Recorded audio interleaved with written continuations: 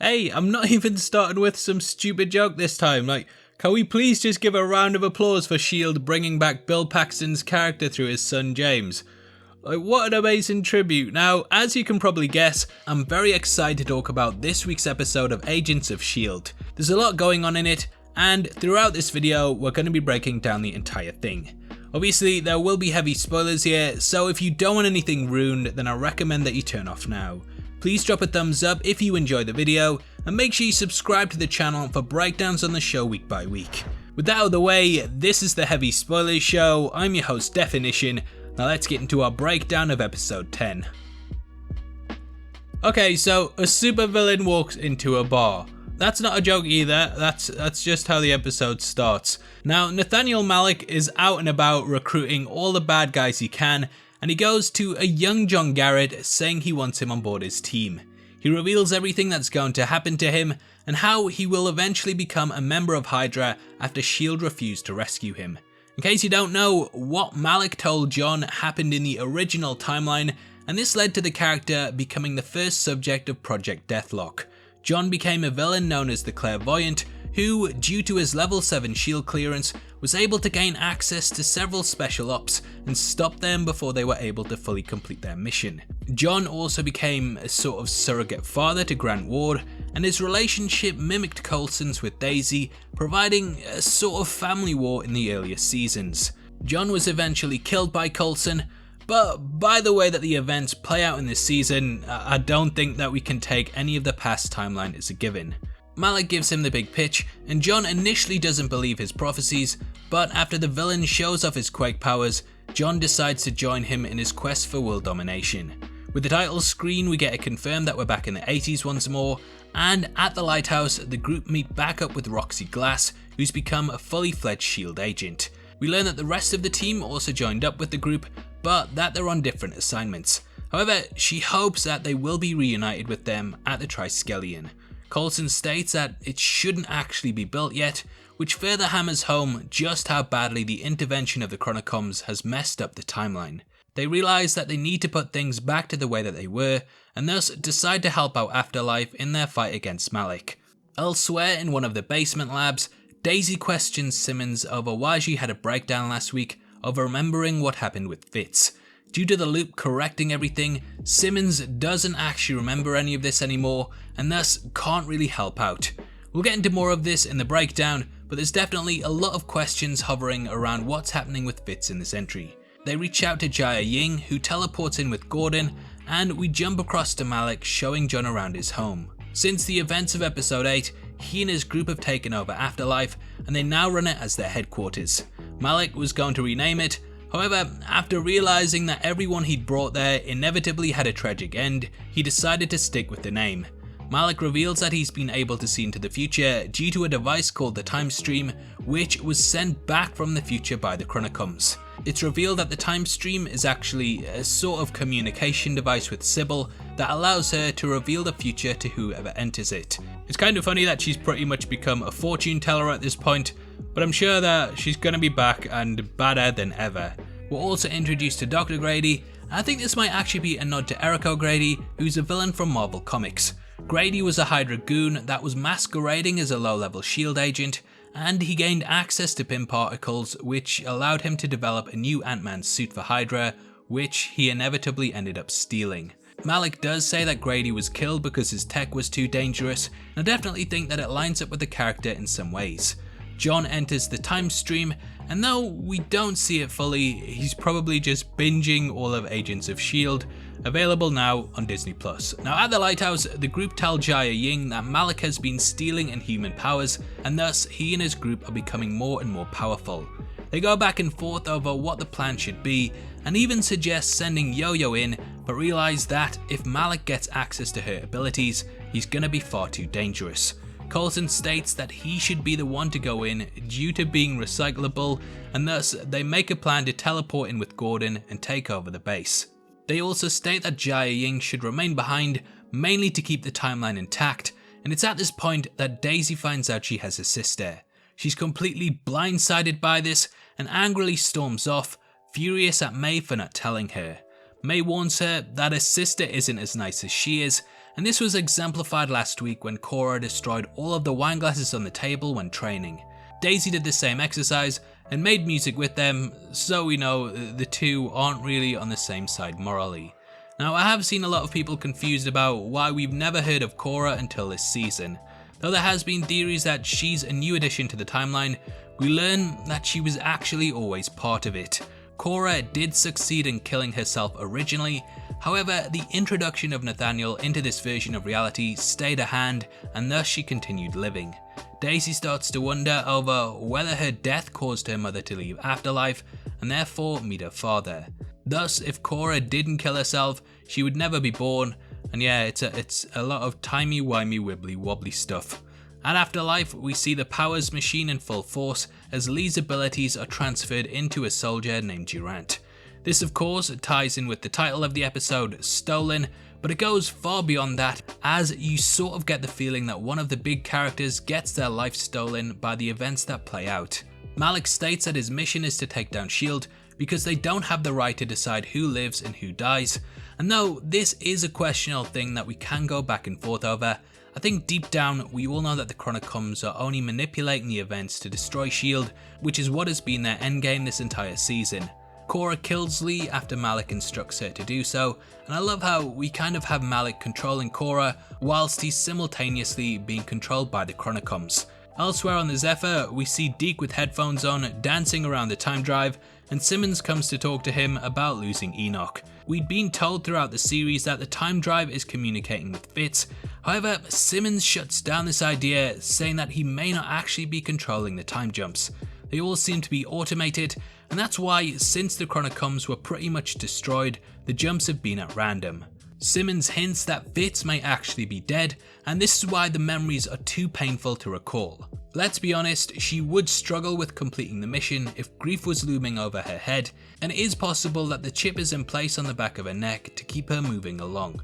I actually also think that it's in place to protect the pair's daughter, which they likely had before the time travel mission.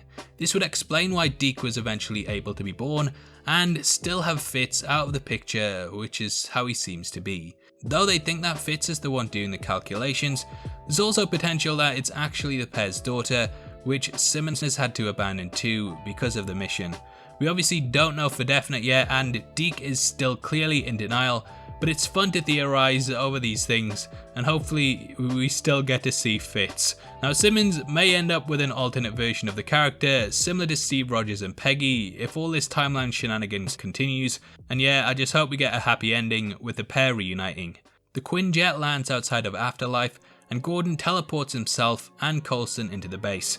Upon arriving there, Gordon is shot in the back, and Malick takes Coulson captive. Coulson tries to explain what's really going on with the Chronicoms, but it falls on deaf ears due to Malick being angry over S.H.I.E.L.D. killing his father.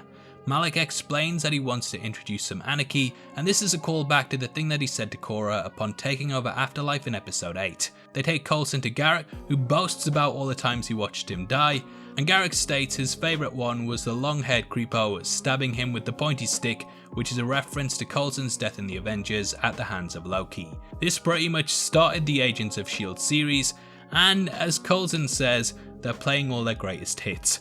At the lighthouse, Sousa catches up with Daisy, and the two talk about her mother.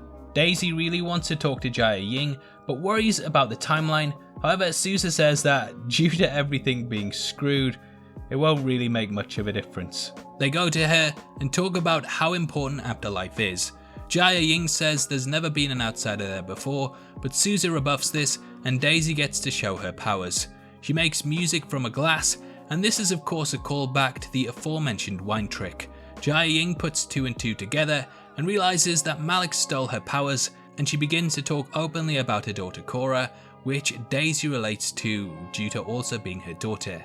She doesn't drop this bombshell on Jaya Ying, but clearly the two are on the same page after Daisy's reveal of the future. Jaya Ying talks about what she would do as a mother, and though she doesn't quite know yet, it does show that she does express some regret over what eventually happened to them in the original timeline.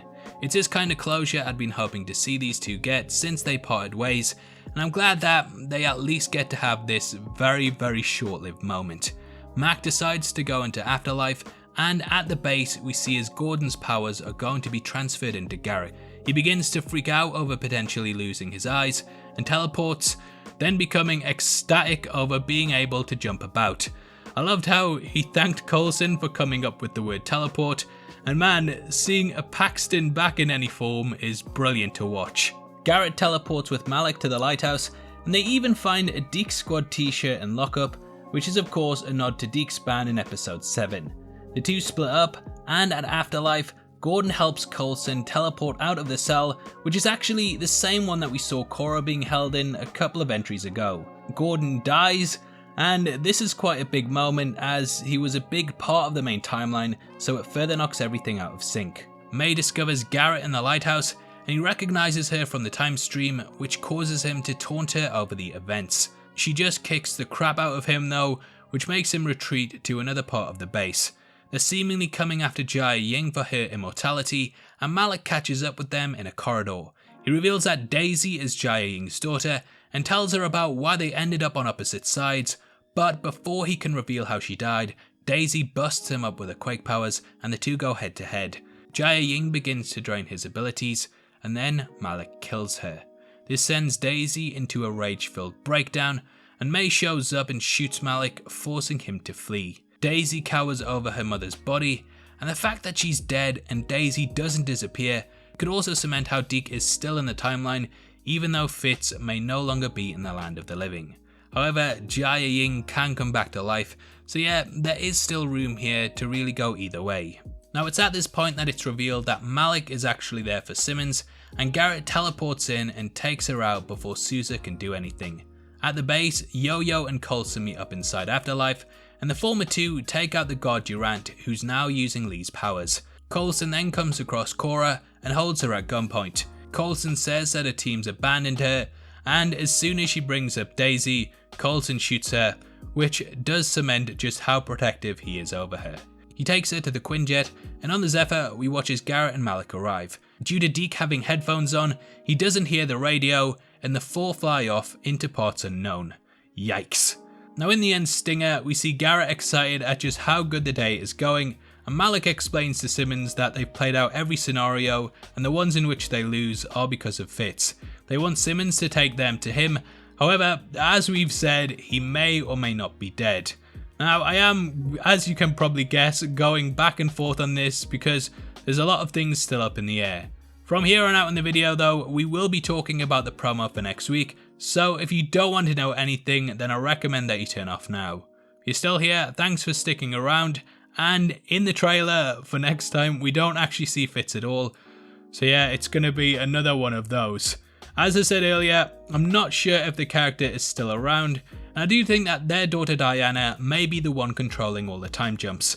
However, if Fitz is alive, then he'll no doubt be even more angered that Malick and co have kidnapped Simmons, so will likely be coming after them in full force in order to rescue his wife. This could end up leading to his arrival, but as I've said, I still have no idea. We also see that Daisy and Cora are finally coming face to face, and that the latter wants to make the world a better place by, well, murdering people. Yay. Now obviously Daisy is going to put a stop to this very fast, but it's not like she didn't want to make the timeline better by murdering the Malicks early on, so who knows, maybe they'll find some common ground. Now the trailer also shows the Zephyr off in space, arriving at a portal that looks like the Chronocoms, but this could be Fitz intercepting them, but I am leaning more towards the former. Look, I don't know, and with the way things are playing out, anything could really happen at this point. With just one episode until the finale, it's all heating up, and I am on board and really can't wait to see what happens. Now obviously I'd love to hear your thoughts on the 10th entry, so make sure you comment below and let me know. If you enjoyed this video then please drop a thumbs up, and if you missed our analysis of any of the other episodes then make sure you check them out after this. Don't forget that every month on the 15th we give away free Blu-rays, and all you have to do to be with a chance of winning the MCU Infinity Saga box set is leave a like and subscribe with notifications on. If you want to support the channel and get to see content early, then please consider clicking the join button below. You can also come chat to us on our Discord server, linked in the description, or Heavy Spoilers on Twitter. Thanks for making it until the end of the video. You've been the best, I've been Definition, and I'll see you next time. Take care, peace.